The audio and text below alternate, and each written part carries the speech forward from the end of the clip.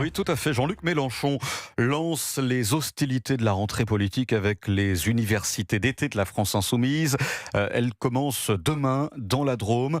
Alors, il n'y aura pas Monique Barbu, qui pourtant avait été conviée, je vous le rappelle. Mais il y aura Cyrielle Châtelain, députée écologiste, qui sera là. Cyrielle Châtelain qui fait partie de ces écologistes qui militent pour un rapprochement avec la France insoumise. Est-ce qu'avec cette venue, il y a risque de division encore plus fort à gauche, Antonin André, même si, bon, j'ai envie de dire, le mal est déjà un peu fait. Ah non, mais les écologistes, si vous voulez, vont exploser à l'occasion de cette présidentielle. C'est une évidence. C'est-à-dire qu'aujourd'hui, il y a les ambitions de Marine Tondelier, ceux qui veulent se rapprocher d'LFI et qui, d'une certaine façon, ont un peu déserté aussi le combat écologique pour rejoindre des combats identitaires et communautaristes qui n'est pas forcément partagé par toute la gauche. Et puis, vous avez Yannick Jadot, qui, lui, annonce qu'il crée un mouvement et qu'il quittera évidemment les écologistes s'il y a un rapprochement avec Jean-Luc Mélenchon. Donc, dans cette fracturation de la gauche aujourd'hui, mélenchoniste et non mélenchoniste, on voit que la première victime, ce seront les écolos, et qu'une partie d'entre eux finiront chez Mélenchon, l'autre partie finiront alliés avec Glucksmann ou l'autre candidat de gauche, et puis ceux qui restent tout seuls se compteront sur les doigts d'une main. Mais Mona Interman. Les écolos, comme on le dit, n'ont pas réussi finalement leur entreprise de mue politique. Et on voit que, d'ailleurs, dès l'origine, chez les écolos, il y avait toujours cette tendance de la gauche radicale. Et aujourd'hui, qui va ramasser la mise ? Me semble-t-il, c'est Mélenchon. Mais quand vous avez des personnalités, par exemple, comme Sandrine Rousseau ou d'autres, qui font l'éloge de ce que propose Mélenchon, pas seulement sur l'écologie stricto sensu, mais sur des options d'identité, de culture de la France, de la manière de se positionner, y compris sur des sujets très abrasifs, de politique internationale, qu'est-ce que vous voulez ? Les écologistes, en effet, n'ont pas grand chance de se ressaisir et de se regrouper autour d'un pôle commun. Moi, je pense, comme vous, Antonin André, qu'il y aura une explosion en plein vol. C'est programmé, c'est annoncé. Oui, justement, Antonin André, est-ce qu'on risque d'avoir un Europe Écologie Les Verts épisode 2, parce qu'on se souvient qu'à l'époque d'Europe Écologie Les Verts, il y a eu une division, une scission. Est-ce que finalement cette division, c'est pas un petit peu dans l'ADN de cette famille politique ? Ça a toujours été une famille politique extrêmement fragmentée, avec des... Moi, mes jeunes années de journaliste politique étaient chargé de suivre l'écologie et notamment les congrès des écolos. Je peux vous dire que pour comprendre la façon dont ils se divisent en courants et en sous-courants, c'est extrêmement compliqué. Et c'est d'ailleurs un des maux endémiques de ce courant politique, c'est qu'ils n'ont jamais, je reprends vos propos, mais Mona, ils n'ont jamais mûri. Ouais. Ça n'est jamais devenu un parti de gouvernement capable d'avoir une vision économique, une vision écologique, une vision internationale. C'est une multitude de sous-courants politiques qui se déchirent. Bon, vous parliez de mûrir. Jean-Marie Le Pen, pardon pour cet exemple, avait dit qu'ils étaient verts à l'extérieur et rouges à l'intérieur. Antonin André, est-ce que certains dans cette famille, pour certains, c'est le cas ? Ah bah oui, pour beaucoup. Pour tout le courant, Sandrine Rousseau, Cyrielle Châtelain. Et alors, parce qu'évidemment, ce qu'il faut avoir à l'esprit aussi, c'est qu'il y a évidemment un basculement idéologique, il y a aussi des calculs tactiques. C'est-à-dire que ce qui se joue après la présidentielle, ce sont les législatives. Bien sûr. Or, beaucoup de ces élus écologistes ne pourraient survivre ou ne pourraient être élus qu'avec le soutien de la France insoumise, parce que la France insoumise est devenue aujourd'hui la force centrale à gauche. Il y a une ultra-dépendance en fait à la France insoumise. Il y a une ultra-dépendance à la France insoumise et Jean-Luc Mélenchon en joue.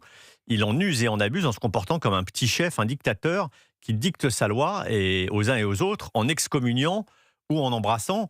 Mais c'est vrai qu'on est dans une forme, il n'y a plus tellement de débat, on est dans une forme de tyrannie, quoi. Alors, parmi les moments cocasses qui pourraient rythmer ces universités d'été de la France insoumise, il y aura notamment la venue de Mathieu Pigasse, homme d'affaires de gauche, notamment à la tête de Radio Nova, qui nous égratigne régulièrement. Je me permets de leur passer le bonjour, sympathique. Voilà. Bon, pardonnez-moi. Et donc, Mathieu Pigasse, homme d'affaires de gauche, viendra débattre samedi avec Manuel Bompard sur les questions économiques.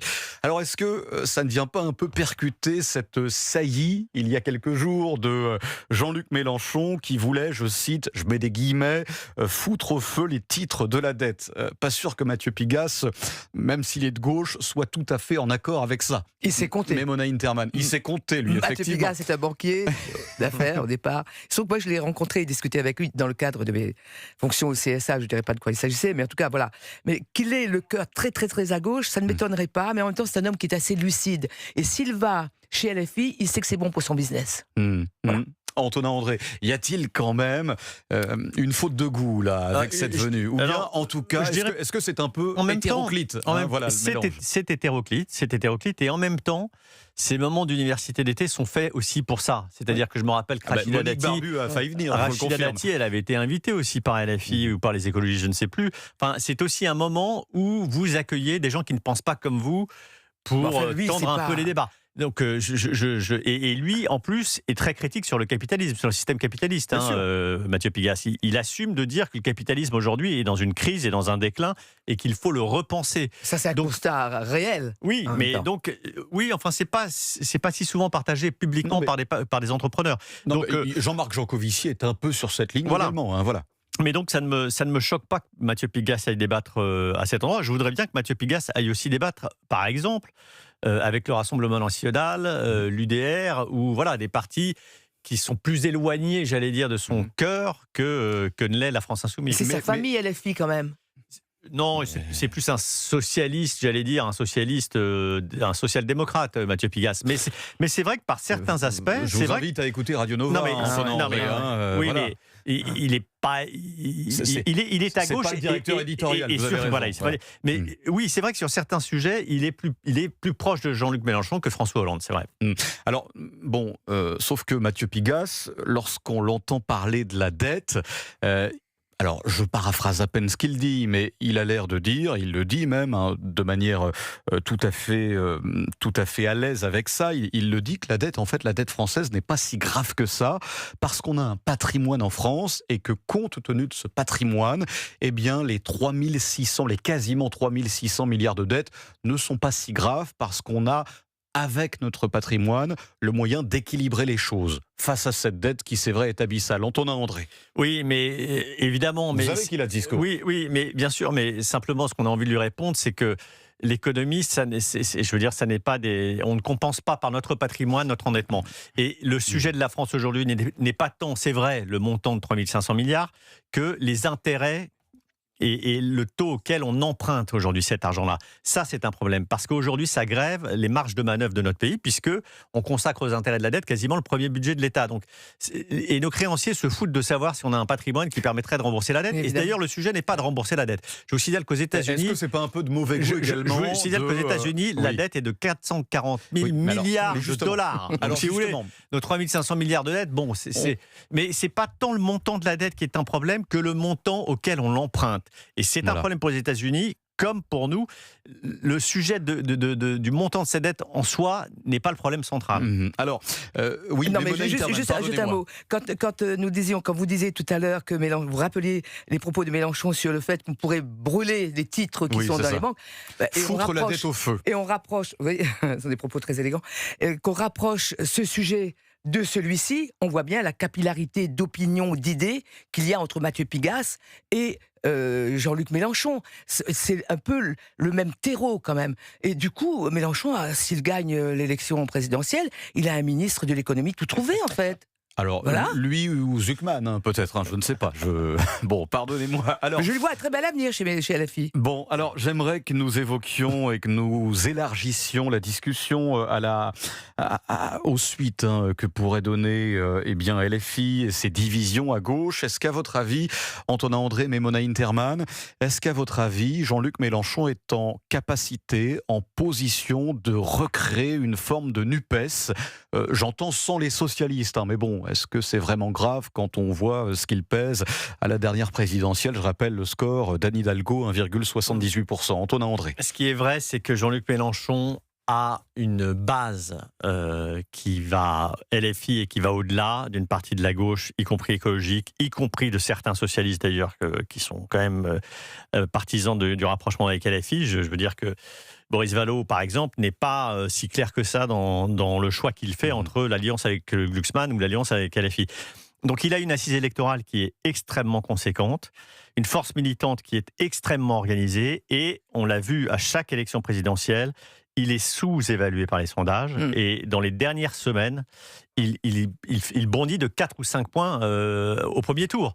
Donc il a aujourd'hui une force, et c'est le plus fort à gauche, et sa capacité d'entraînement et d'enthousiasme dans la campagne va être un élément...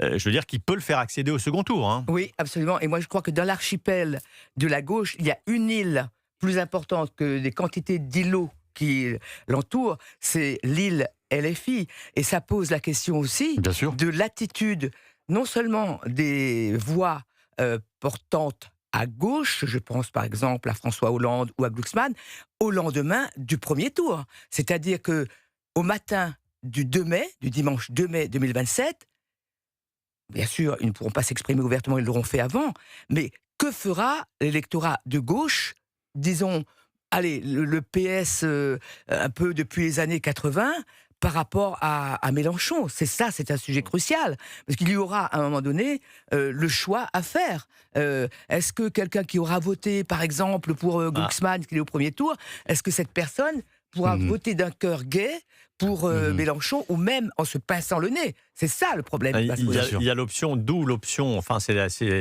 une des conséquences du débat qu'on a aujourd'hui, d'où l'option proposée par François Bayrou, qui évidemment a fait hurler tout le monde, mais qui est de faire une grande primaire qui aille de la droite, du centre, jusqu'aux socialistes. Et justement, Antonin André, Mona Interman, en vraiment 30 secondes, je vous pose une question.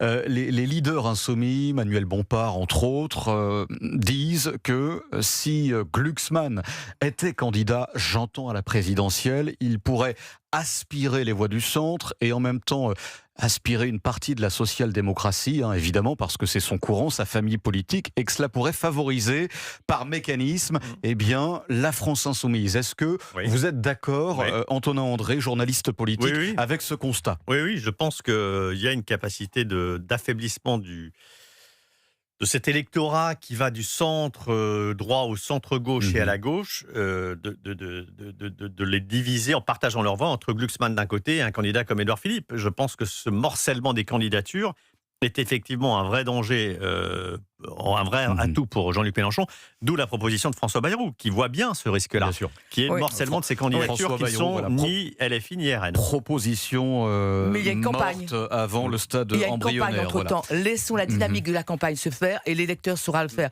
Je pense que le vote utile, cette fois-ci en 2027, sera largement une option à prendre en compte. Merci Mona Interman.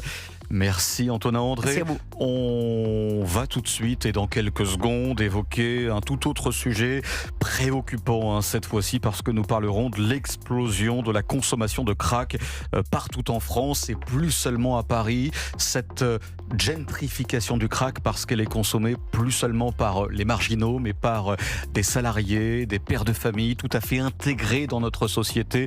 Et nous en parlerons avec Marianne Poisson, coordinatrice du projet Tempo, qui s'occupe notamment de traiter les consommateurs et les personnes addictes au crack. Et nous en parlerons.